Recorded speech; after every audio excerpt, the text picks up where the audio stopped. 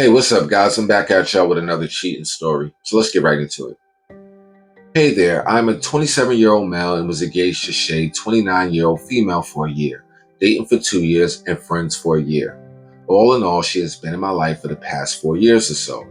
I met her through one of my best friends at the time, Sam, 27-year-old male whom I have known since my school days.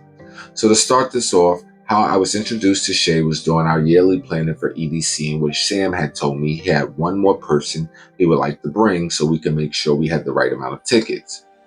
I immediately thought he had finally found a girl for himself, but he waved me off saying he thought I would really like her and he thought we would really hit it off, with a little wink at the end. So he introduces me to her a few weeks before the trip, and I would say there was an initial attraction, the kind you get when you want to introduce her to your mother.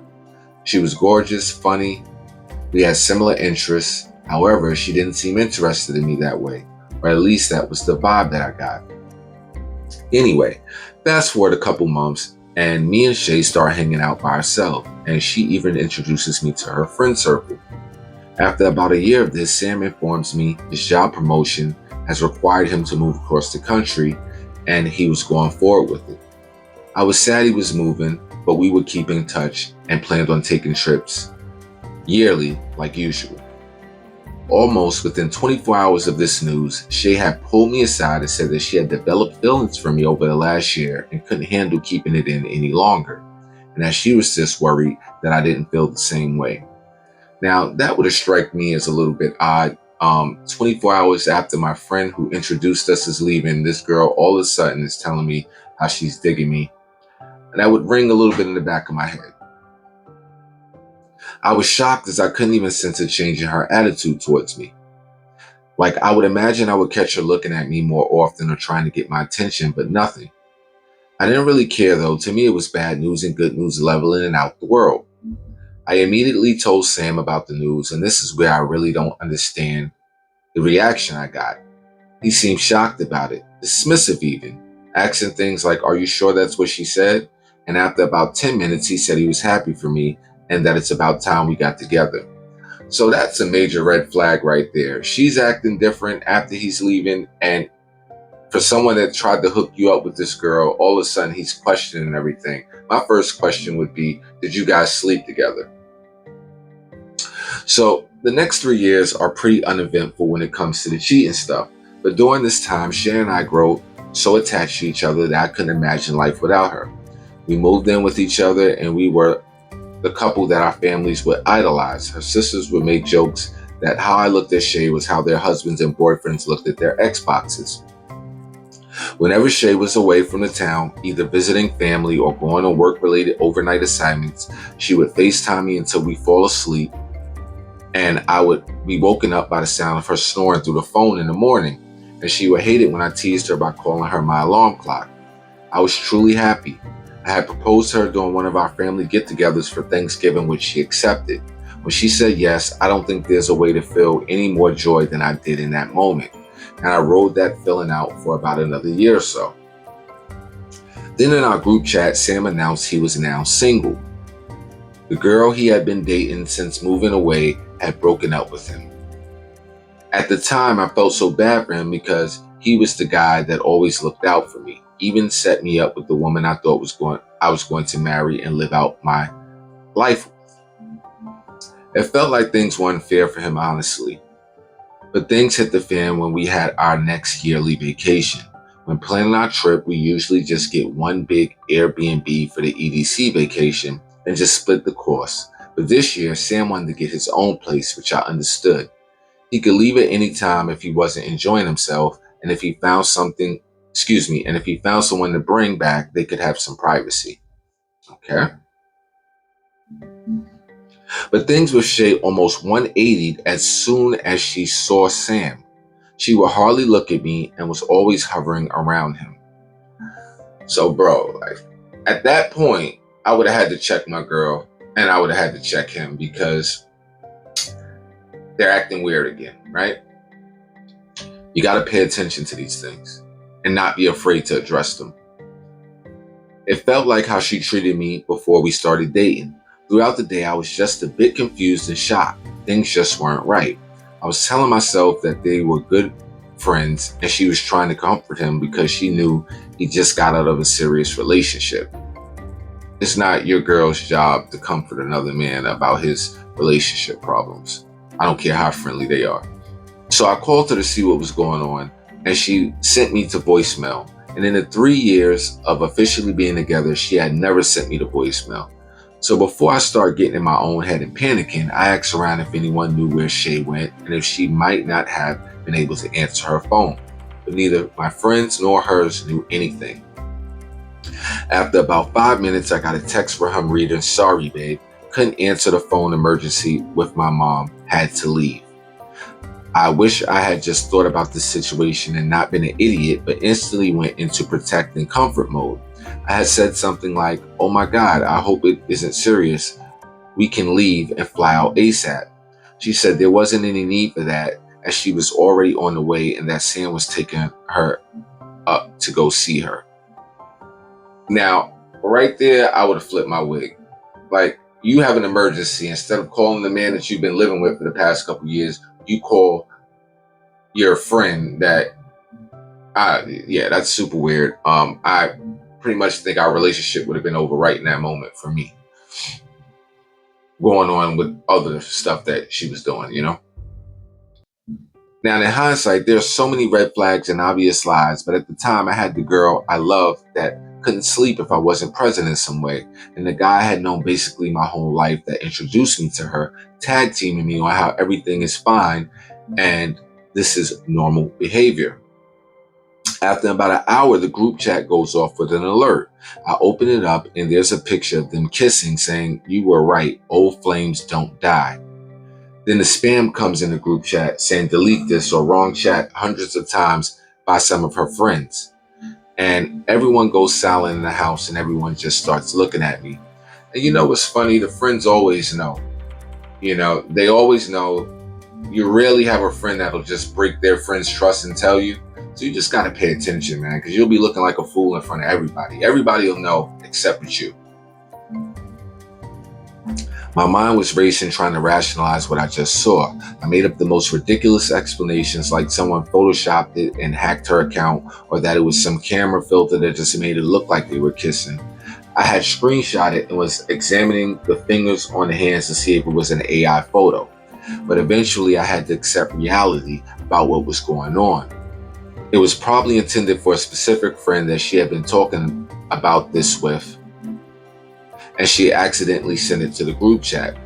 As soon as the photo was deleted by Shay, she called asking if I was okay and if I had seen the picture that got deleted in the group chat.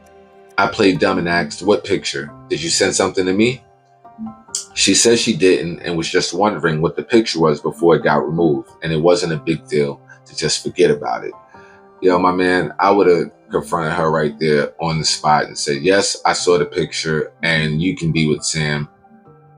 We'll be moving out when we get back home." Shay then informed me she was just checking in but was tired, so she was going to go, followed up by "I love you." I couldn't bring myself to respond and just ended the call. I wasn't sure what to do, but I knew I needed to leave. So I got up and left with some people giving me that messed up look or "sorry, bro," as I walked out the door. I ended up flying back home as soon as I could. I had to talk myself out of forgiving her so many times. I wasn't sure what I needed to do, but I knew if I met her face to face and gave her a chance to explain, I would have taken her back. So I started doing things to avoid seeing her. I went and got new locks for the house and began packing all of her stuff. I applaud that, brother. I outright owned the place we were living in, and she wasn't my wife yet and had no claim to the property. So I figured I'd move her stuff out and change the locks. I mailed her belongings to her mother's house and was in the process of texting her that we were done when one of her friends sent me information which shed a bit of light on why things happened.